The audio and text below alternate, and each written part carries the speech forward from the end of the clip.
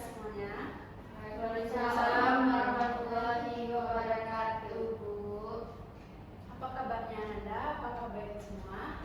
Alhamdulillah baik, Bu. Nah, sebelum kita masuk ke pembelajaran kita materi hari ini, marilah kita berdoa terlebih dahulu. Kepada ketua kelas dipersilahkan.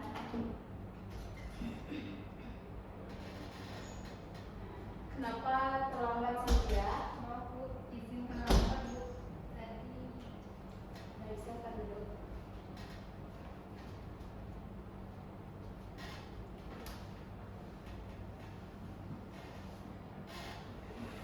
baik berdoa menurut kepercayaan masing-masing mulai.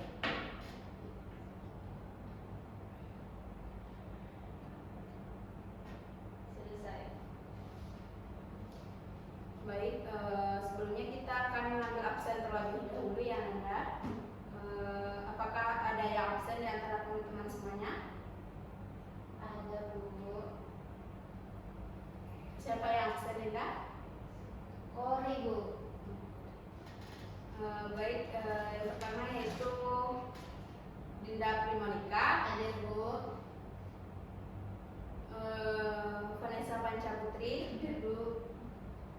Cynthia, Ada, Bu. Lisa Safitri, Ada, Bu.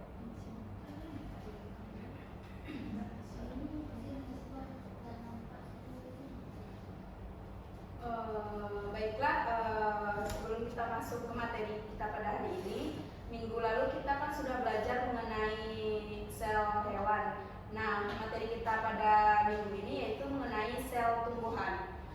Yang pertama yaitu pengertian sel. Untuk pengertian sel sendiri, apakah Anda semua tahu apa itu sel? Pada Lisa dipersilakan. Sel merupakan unit terkecil yang menyusun tubuh makhluk hidup dan merupakan tempat terselenggaranya fungsi kehidupan. Baik, apa yang dikatakan Lisa tadi sudah benar.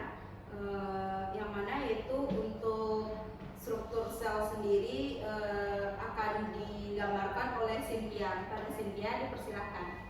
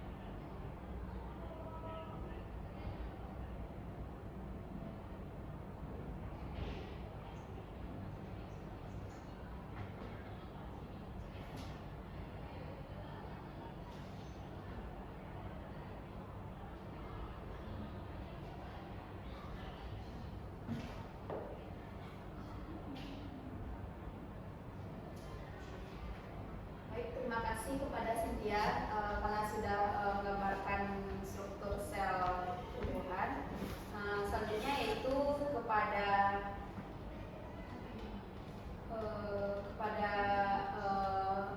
Ananda semuanya, silakan dihafalkan bagian-bagian dari struktur sel tumbuhan ini. Ibu akan menguji kalian satu persatu untuk ke depan menuliskan bagian-bagian ini. Ibu kasih waktu 5 menit untuk menghafalkannya.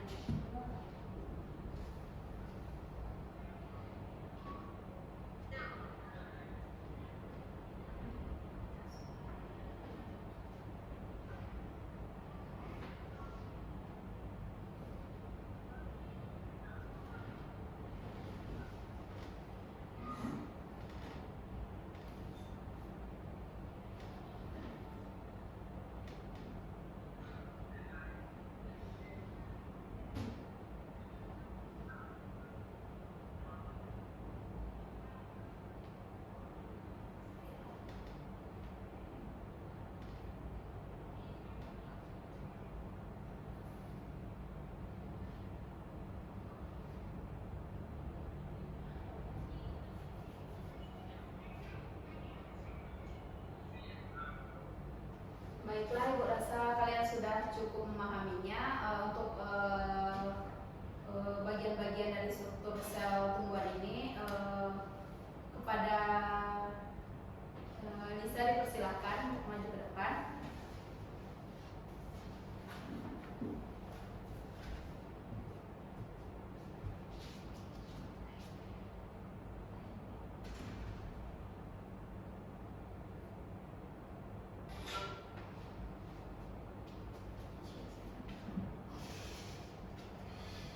Baik, kepada Vanessa dipersilakan.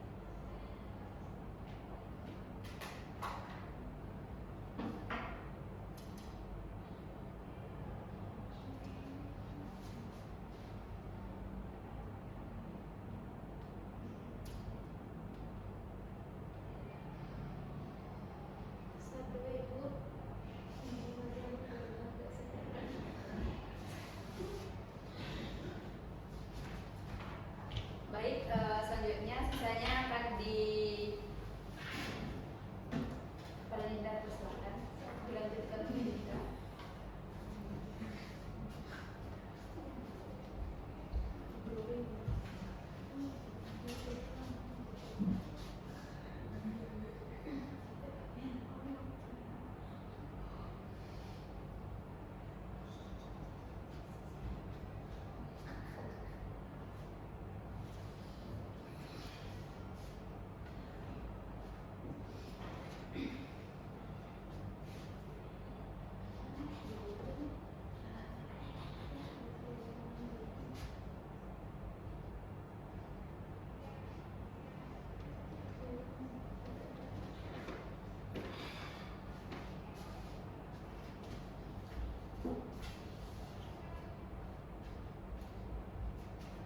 Baik, terima kasih atas partisipasinya Nanda semuanya.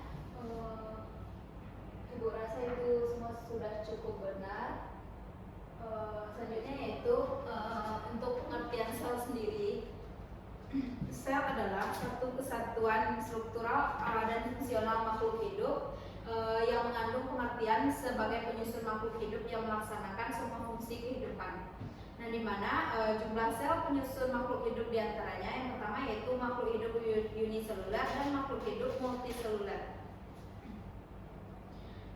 Struktur sel jaringan tumbuhan yang mana yang pertama yaitu tanaman terdiri dari dua sistem struktural yaitu sistem pucuk dan sistem akar. Nah, di mana sistem pucuk terdiri dari struktur di atas tanah termasuk daun, batang, buah-buahan dan bunga. Sementara itu sistem akar terdiri dari akar, umbi, struktur rhizobial yang terletak di bawah tanah yang merupakan asal struktur sel jaringan tumbuhan pertumbuhan tanaman sendiri. Yang dimana yaitu ada struktur jaringan tumbuhan yang mana tadi telah Ananda buatkan seperti ini, yaitu ini adalah struktur sel tumbuhan yang ada pada jaringan ini. Selanjutnya yaitu untuk jaringan meristematik dan jaringan permanen. Jaringan meristematik sendiri yaitu jaringan yang tersusun atas sekelompok sel yang tetap dalam masa pertumbuhannya dan akan terus membelah sesuai seiring berjalannya waktu. Nah, di mana ciri-ciri jaringan tersebut diantaranya yang pertama yaitu tersusun atas sel-sel muda yang sedang dalam fase pembelahan dan pertumbuhan. Umumnya tidak ada ruang antar sel, berbentuk bulat, lonjong dan poligonal dengan susunan dinding sel yang tipis. Masing-masing sel kaya akan sitoplasma yang mengandung satu atau lebih dari satu inti sel. Selanjutnya yaitu ada jaringan permanen yang dimana yaitu jaringan meristematik baik yang merupakan primar atau sekunder yang akan berdiferensiasi menjadi jaringan permanen. Nah, nantinya jaringan permanen ini tidak akan tumbuh dan tidak akan memperbanyak diri lagi. Berdasarkan fungsinya, jaringan permanen pada tumbuhan dapat dibedakan menjadi beberapa macam. Yang pertama yaitu ada jaringan epidermis, jaringan parenkim, jaringan penyokong atau kolenkim dan sklerenkim, jaringan pengangkut xilem dan floem, serta jaringan gabus.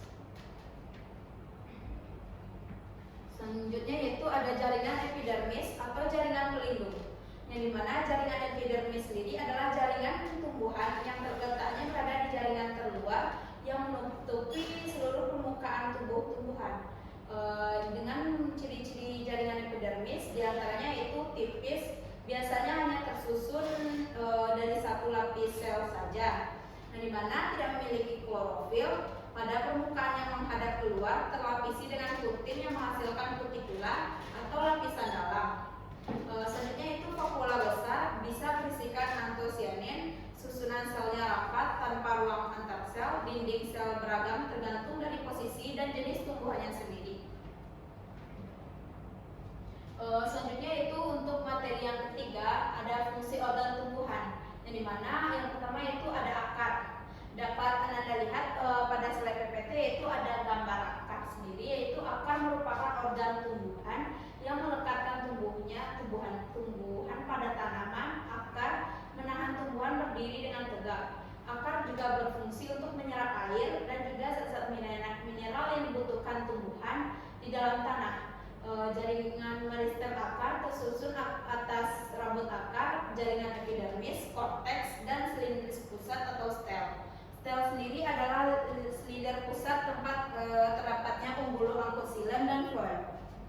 Selanjutnya yaitu ada batang dan daun. Batang sendiri adalah organ tumbuhan yang menopang daun dan bunga. Batang juga berfungsi sebagai tempat berkembangnya organ-organ generatif yang berperan di dalam perkembangbiakannya tumbuhan. Seperti akar, batang juga tersusun atas epidermis, korteks, stel atau silinder pusat.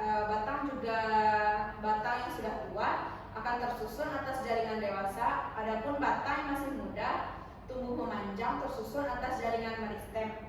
Dan di mana struktur akar sendiri yaitu terdapat epidermis, korteks, floem, xilem, kambium, dan empulurnya. Selanjutnya yaitu untuk daun. Nah, daun sendiri adalah organ tumbuhan yang berfungsi sebagai tempat pembuatan makanan atau fotosintesis. Tumbuhnya karena memiliki klorofil. Pada daun terdapat celah atau stomata yang memungkinkan pertukaran gas oksigen dan karbon dioksida serta transpirasi air daun yang tersusun dari jaringan epidermis. Nah, jaringan mesofil atau jaringan rasa pembuluh angkut silen dan floem terletak di dalam silinder kambium vaskular tersebut. Jaringan di dalam silinder kambium vaskular ini akan terdiferensiasi menjadi jaringan palisade yang mengandung banyak kloroplas. Nah, kloroplas inilah yang menggantikan yang akan menjadi plastid yang mengandung klorofil untuk berfotosintesis. Dapat Anda lihat di sini ada struktur dari daun yang mana terdiri dari epidermis, jaringan palisade dan monofil. Baik, sekian materi kita pada hari ini. Apakah Anda bisa menyimpulkan yang tadi Ibu sampaikan barusan?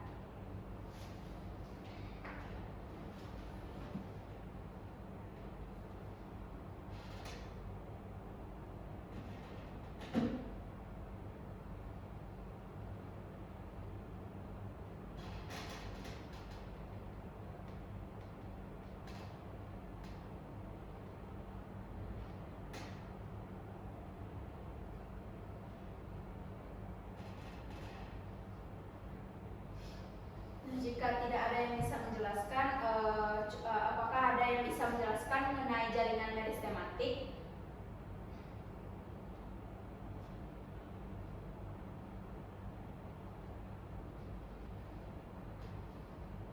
Kalau tidak ada yang bisa menjelaskan, biar Ibu saja menunjuk apa itu jaringan meristematik, Dinda.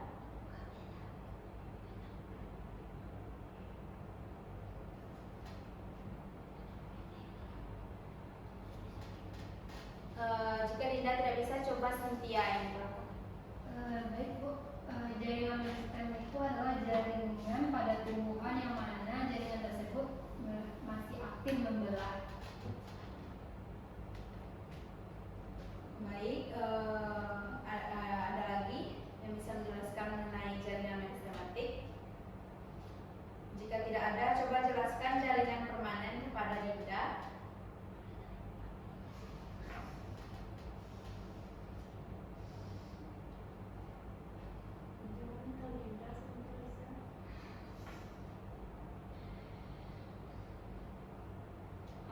Kepada Lisa dipersilahkan. Jaringan permanen adalah jaringan yang berasal dari pembelahan sel-sel meristem primer maupun sekunder yang telah berdiferensiasi dan terspesialisasi mengalami perubahan bentuk sesuai dengan fungsi. Baik, apa yang dijelaskan oleh Lisa tadi sudah benar. Selanjutnya yaitu Ibu akan memberikan tugas kepada Ananda mengenai yang Ibu jelaskan tadi.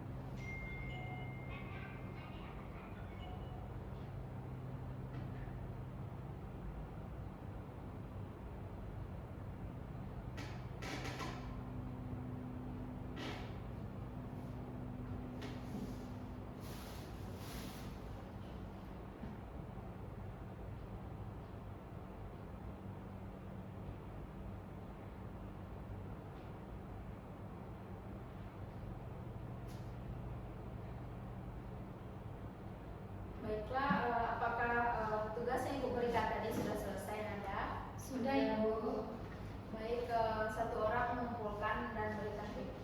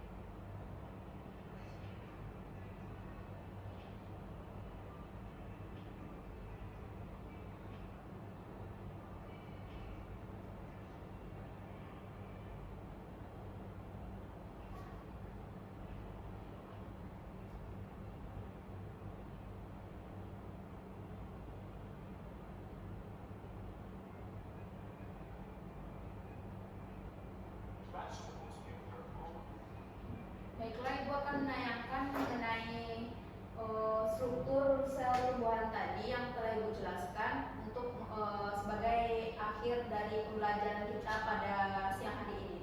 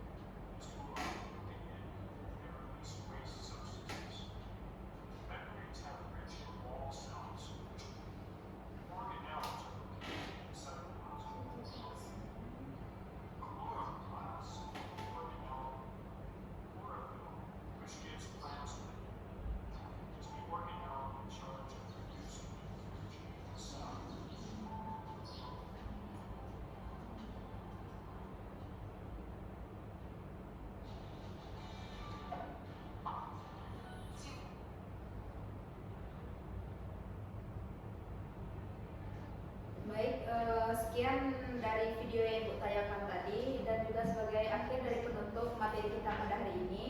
Mungkin itu saja yang bisa Ibu jelaskan mengenai materi kita pada hari ini. Ibu tutup dengan billahi taufiq wal hidayah. Wassalamualaikum warahmatullahi wabarakatuh. Waalaikumsalam